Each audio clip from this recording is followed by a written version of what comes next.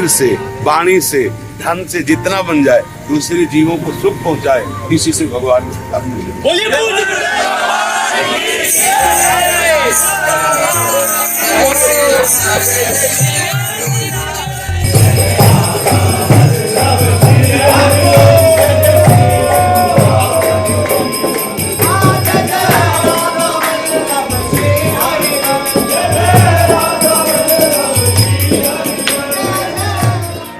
क्या ये हीरो है?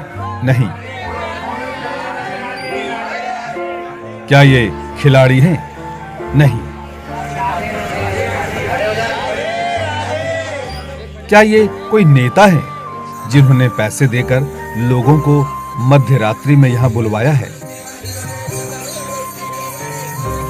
इसका जवाब हम आपके विवेक पर छोड़ते हैं।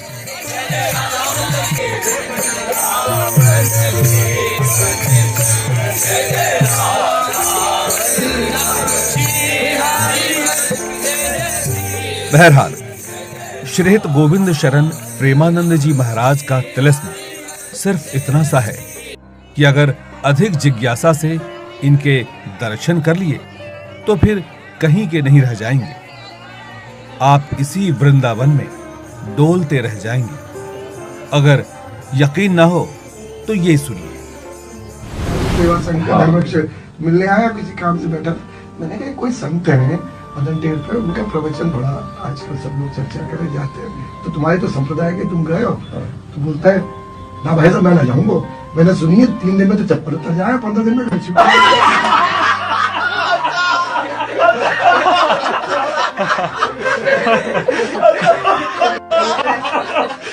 मैं तो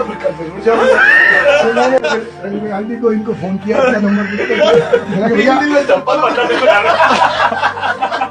फोन किया, मैंने आपके गुरु जी का प्रवचन सुना, चल रहा कहाँ स्थान है।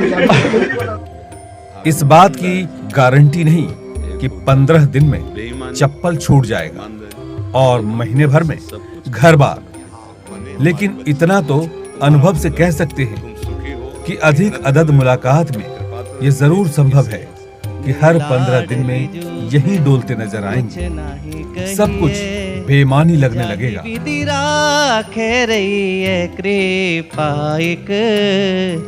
लालन जू की चाहिए कृपा, आसार बात है सब लालन आपने हमारे बच्चे को बना दिए महाराज जी। सुबह उठते दंडवत प्रणाम करते हैं और पाठ करते हैं खुद स्कूल जाने से पहले। बहुत महले 2 महले वाले यहाँ सिर्फ खाट या फट्टे पर सोते नजर आते हैं। रवि किशन जी हैं, सांसद हैं अभी गोरखपुर के, और पूर्व में अभिनेता थे। बड़े बड़ों की जिंदगी मिनट में यूं बदली कि जैसे हाथ से रेत सरक गई हो। लेकिन मौज, उसके बाद की जो मौज मिली कि चार्टर्ड अकाउंटेंट बनने में भी वो बात कहा।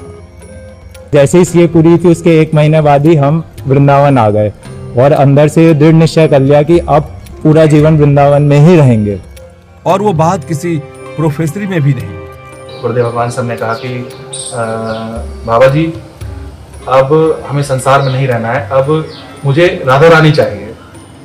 तो ये जो प्रश्न था ये मेरा नहीं था, ये प्रभु ने ही, श्री जी ने ही निकलवाया। तो उस बात पे गुरुदेव भगवान ने कहा कि आप क्या करते हो? मैंने बताया अपने विषय में कि महाराज जी मैं ऐसा ऐसा जॉब करता हूँ। बिजनेस में भी नहीं।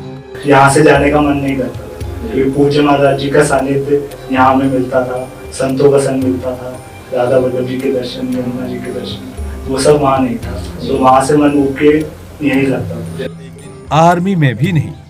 हम तो एक डेडिकेट होके इंडियन आर्मी की सेवाएं दे रहे थे। 2008 से 2016-17 तक सत्संग सुना, ऐसा प्रभाव रहा कि हम मई में आए थे, जून जुलाई के बाद अगस्त में जब नेक्स्ट छुट्टी आए जी। तो सीधा वहाँ से फ्लाइट पकड़ी, सीधा दिल्ली में आए। दिल्ली से घर नहीं गए, सीधा वृंदावन आए। घर वालों को बताया ही नहीं। किसी नौकरी में नहीं, कहीं नहीं। लेकिन जब पूज्य श्री महाराज जी का सत्संग प्राप्त हुआ तो उससे धीरे धीरे ऐसा लगने लगा कि नहीं, कि अब कहाँ जाना है, कि जिस वृंदावन धाम में विश्राम की अनुभूति हो, लेकिन नहीं, अब वृंदावन धाम छोड़ के नहीं जाना। आपने बचपन में देखा होगा एक जादूगर आता था, उसके पीछे हम सब भागते रहते थे। वो जादू दिखाता था और हम खो जाते थे।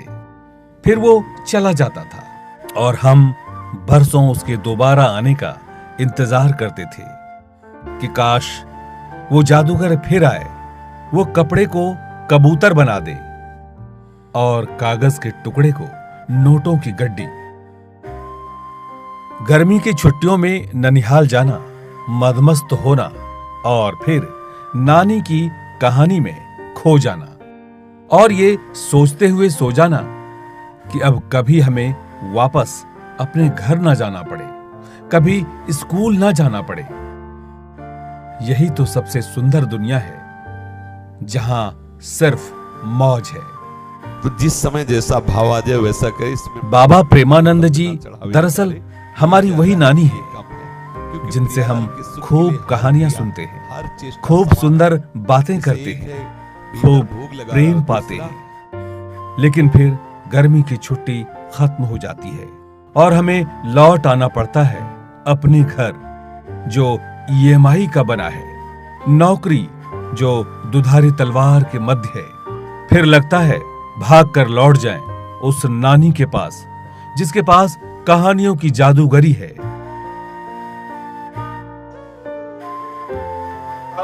प्रेम में लिपटी हुई सुंदर हथेलियां हैं जो एक बार सिर पे फिर जाए तो सब टेंशन खत्म।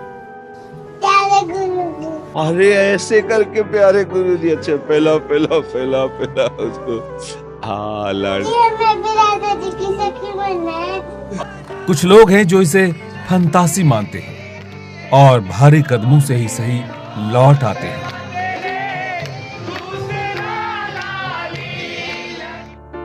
अपने EMI वाले घर में, अपने EMI वाली गाड़ी में बैठकर।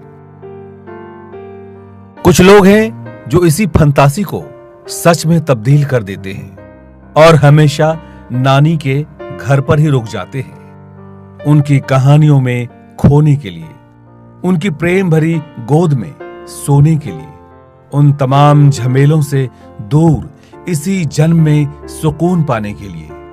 वे नहीं लौटते अपने EMI वाले घर में क्योंकि वो देखता है प्रेमानंद बाबा में बचपन के उस जादूगर को जो चुटकी बजाते ही रुमाल से कबूतर की तरह हमारे माया के जाल को उड़ा देते हैं और हम सबकी सुंदर प्यारी प्यारी नानी बन जाती है। आगे पढ़ते पढ़ते PhD में पहुंच जाएंगे। ये PhD है परमार्थ की एकदम सर्वोपरि ऊंचाई। दरअसल आपको पता नहीं है जो बचपन का वो जादूगर था ना, वो नानी ही थी। वो पूज्य श्रीहृद प्रेमानंद जी हैं और इस भीड़ में खड़े आप खुद को निहारिए। आपको आप दिखेंगे, आपको आपका बचपन दिखेगा, यकीनन वो जादूगर भी दिखेगा और वो नानी भी। आप गौर से देखिए, इस भीड़ में सब लोग अपनी उसी नानी को खोजने आए हैं। वो किसी फिल्म स्टार को देखने नहीं आए हैं, ये किसी नेता के पैसे देने पर नहीं बुलाए गए हैं, ये किसी खिलाड़ी को देखने की जद्दोजहद भी नहीं है। ये तो नानी की फौज है जो किसी भी कीमत पर नानी के घर पर ही रुकना जानती है, जो नहीं चाहती है कि कभी गर्मी की छुट्टियां खत्म हो और उसे अपनी इस प्यारी प्यारी नानी से दूर जाना पड़े।